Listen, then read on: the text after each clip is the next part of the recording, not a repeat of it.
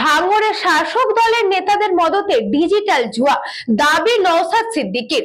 সবাই আইএসএফ এর লোক, পাল্টা দাবি শওকতের। অনলাইন জুয়ার নেশায় মজেছে 8 থেকে 80 বয়সের মানুষ। ভাঙড়ের হাতিশালা 6 লেনের টালির ঘরের প্রতিদিন জমছে ভিড়। স্কুল পড়ুয়া থেকে বেকার যুবক সবাই লটারির নামে ক্যাসিনো জুয়ার মত্ত। কেউ বাজারের টাকা নিয়ে ঢুকে সর্বশান্ত হয়ে ফিরছে, কেউ আবার টিফিনের টাকা খরচ করছে জুয়ায়। অভিযোগ, বছর বছর ধরে চলছে এই বেআইনি ব্যবসা। পুলিশ একবার দুবার অভিযান চালিয়েও কিচ্ছু কম্পিউটার বাজেয়াপ্ত করলেও ফের শুরু হয়েছে সেই জুয়ার আসর। তাদের দাবি, স্থানীয় রাজনৈতিক নেতাদের মদতেই চলছে এই কারবার। স্থানীয় সূত্রে জানা যায়, কলকাতার এক ব্যবসায়ীর কাছ থেকে সফটওয়্যার ভাড়া নিয়ে এই জুয়া চলছে। কিভাবে প্রশাসনের চোখকে ধুলো দিয়ে এই অনলাইন জুয়া চলছে তা নিয়েই প্রশ্ন তুলছেন এলাকাবাসী। বিধায়ক নওশাদ সিদ্দিকী, বিস্ফোরক অভিযোগ, তৃণমূলের বড় নেতারাই এই ক্যাসিনো জুয়ার সঙ্গে জড়িত। পুলিশের একাংশই ভাগ নিচ্ছে। অবিলম্বে অনলাইন জুয়া বন্ধ করা হোক, এমনই দাবি জানিয়েছেন নওশাদ সিদ্দিকী। আমার কাছে খবরটা আছে, খবরটা এসে পৌঁছেছে। অলরেডি এআরএস একবার সেখানে অভিযান চালিয়েছিল, আবার নতুন করে শুরু হয়েছে। আমার কাছেও কিছু ভিডিও ফুটেজ এসে পৌঁছেছে, তার ভিডিও ফুটেজের সত্যতা এখনো যাচাই করিনি। তবে এটা নিয়ে আমি কলকাতা পুলিশের সিপি সাহেবের কাছে নিশ্চিতভাবে আমি কমপ্লেন করব। এর আগে কলকাতা পুলিশের সিপি স্যারের কাছে বেশ কয়েকটা বিষয়ে কমপ্লেন করেছিলাম, কাজ হয়েছিল। যে আমার কাছে খবর ছিল এই ভাঙড়ের কোনো একটা এলাকায় এই গাঁজার ব্যবসা চলছিল মুদিখানার দোকান থেকে। তো উপযুক্ত প্রমাণ দিয়েছিল, আমি কলকাতা পুলিশের সিপি সাহেবের কাছে পাঠিয়েছিলাম। পরবর্তীতে খোঁজ নিয়েছি যে ওখানে তাকে গ্রেফতার করা হয়েছে, তাকে তুলে নিয়ে গেছে এবং ওটা বন্ধ করেছে।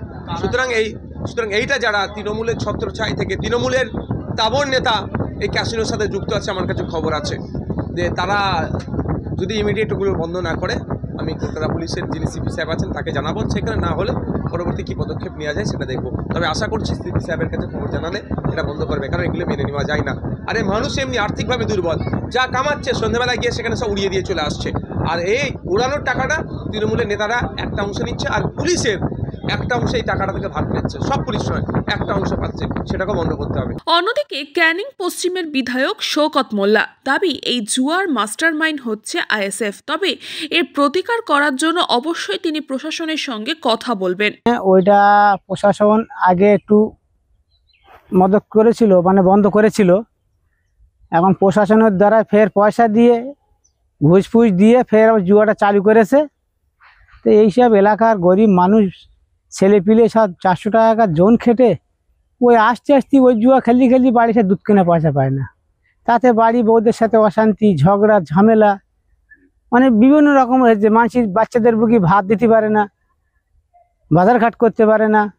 তাই এইসবগুলো আমি প্রশাসনকে বলবো যে অবিলম্বে ব্যবস্থা করুন। যে কজন জুয়া চালাচ্ছে সব কথা ওই ভণ্ডর লোক, সব কটাই ওই ভণ্ডর লোক।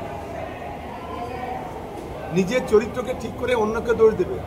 নিজের লোকজন কি করছে আগে দেখুন। কারোর নামে এআই পিকচার করে পোস্ট করছে, কারোকে যারা সন্তান বলে গালাগালি করছে, কারোর কলা গাছের বাগান রাতের অন্ধকারে কেটে দিচ্ছে, কারোর লেম্বু গাছের বাগান আজকে রাত্রে কেটে দিয়েছে। এরপরে লজ্জা করে না এই ধরনের কথাবার্তা বলতে? আমরা পারি অনেক কিছু, কিন্তু আমরা করবো না। আমরা ভাঙড়ের মানুষের কাছে এই বিচারটা দিচ্ছি, এই বিচারটা ভাঙড়ের মানুষ করবে। যে আজকে তৃণমূল কংগ্রেসের মিটিং আসার জন্য চোরের মতো, ডাকাতির মতো রাত 2টোর সময় কারোর কলা গাছ কেটে দেওয়া, কারোর লেম্বু গাছ কেটে লক্ষ লক্ষ টাকা ক্ষতি করা, এটা একটা কাপুরুষের কাজ বলে আমি আপনাদের মনে করি। দক্ষিণ 24 পরগনা থেকে বাবলু প্রামাণিক, নিউজ পঙ্গো time. St. Augustine's Day School, Barakpur. Success for every child. Admission open 2026 to 2027. Contact number 900793 4555.